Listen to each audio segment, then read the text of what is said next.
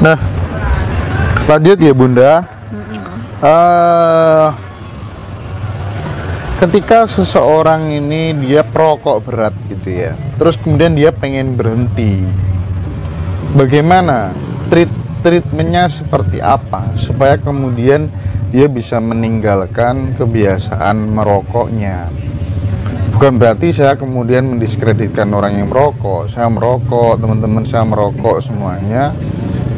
Tapi kan ada yang orang pengen berhenti itu susah banget. Sementara penghasilannya pas-pasan, tapi rokoknya gak karu-karuan. Nah, itu gimana cara? Ya? Iya, gimana caranya? Aku dulu perokok berat. Satu hari itu 2 pak Marlboro Black Menthol, 2 pak itu satu hari. Di rokok ya? Itu kalau misalnya Ali. Lagi gak bagus nih, lagi pikirannya padat, oh bisa 3. Tapi aku bisa langsung berhenti pada saat itu gara-gara ibuku masuk rumah sakit, didiagnosis kanker. Habis itu dokternya bilang, udah kamu berhenti ngerokok kalau mau umurmu panjang. Hari itu juga, detik itu juga aku stop. Tapi saya ingin ngerokok lagi.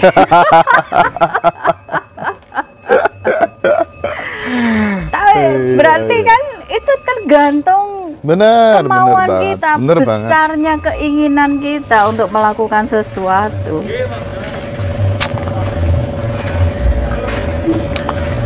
Mbak saya usianya 123 tahun, ngerokok, sehat luar biasa. Terus Mbah Suparni yang Kulon Progo itu juga rokok Bunda. Patah itu argumen-argumen yang menyesatkan rokok itu sebenarnya ya. Sebenarnya rokok kalau dibarengi dengan main yang bagus itu yo aman. Iya. Kalau misalnya rokoknya ngebut, mari ngono pikirane ruwet ya. Ya artinya physically seseorang itu jangan disamaratakan. Betul. Gitu, beda-beda gitu loh. Betul. Sit up ada yang kuat 100, ada yang kuat 50, ada yang 10 udah nggak kuat, itu kan gitu. Betul. Analoginya ya. Nah, kemudian apakah kemudian hanya seorang pengusaha saja yang berhak untuk kaya?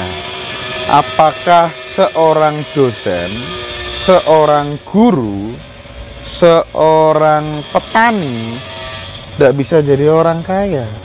Artinya begini, saya ingin sedikit mengeliminir pemahaman bahwa menjadi kaya, menjadi berhasil itu sebenarnya hak semua orang.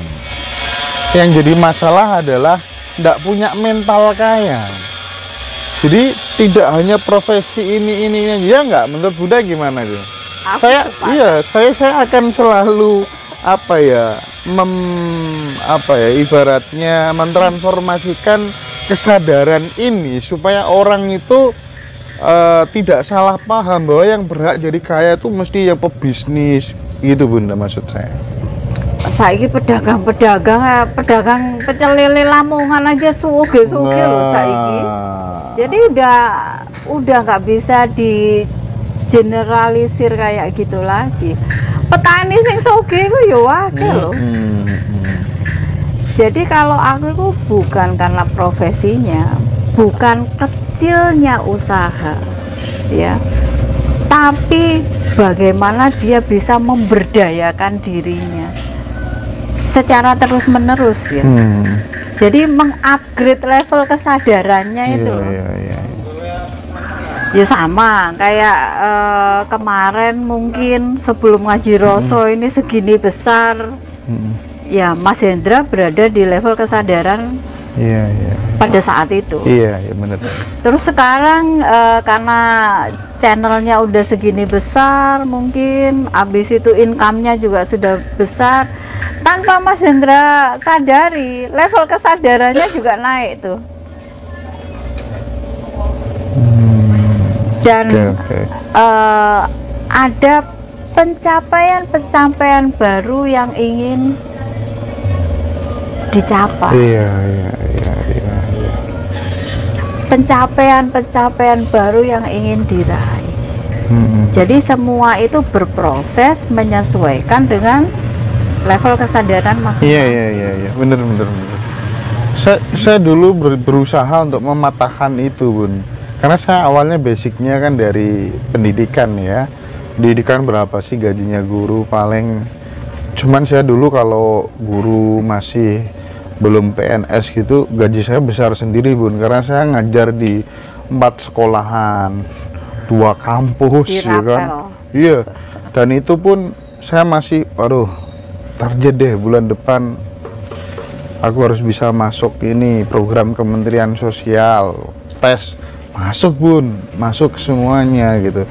Jadi artinya meskipun guru, meskipun Anda kerja di karyawan swasta, tapi asal membuat sikap semua orang percaya sama Anda dengan dedikasi kinerja yang di atas rata-rata, itu justru bisa untuk kita naik level gitu secara bertahap barangkali ya, Bunda ya. Nah, dan di situ dibarengi dengan kualitas. Kualitas masing-masing orang itu kan juga beda. Tapi kualitas itu bukan harga mati loh. Karena kita masih bisa upgrade. Oke, Ya, sesuai dengan kemauan masing-masing menarik, individu. menarik. Jadi guru SD tetap harus semangat. Ya iyalah. Iya. Guru TK, guru PAUD tetap harus semangat. Iya. Iya.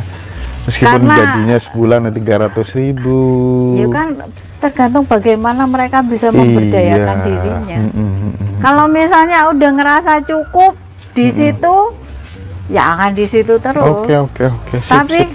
ketika mereka merasa bahwa, oh, aku ini masih bisa melakukan yang lebih dari ini. Di luar dari itu gitu Betul, ya. aku masih bisa memberikan daya terbaikku, upaya terbaikku. Di sekolahan itu pengabdian, nanti cari uangnya jualan apa, usaha apa gitu kan ya. Naik terus, Dan tidak itu berhenti di satu titik. masing-masing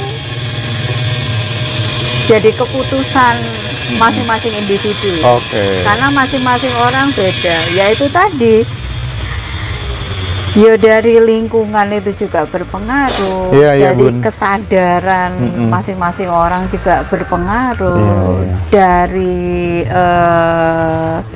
kalau kecerdasan itu masih bisa di-upgrade. Oke. Terus kualitas itu masih bisa di-upgrade. Jadi tinggal kemampuan masing-masing orang itu aja untuk memberdayakan dirinya. Oke.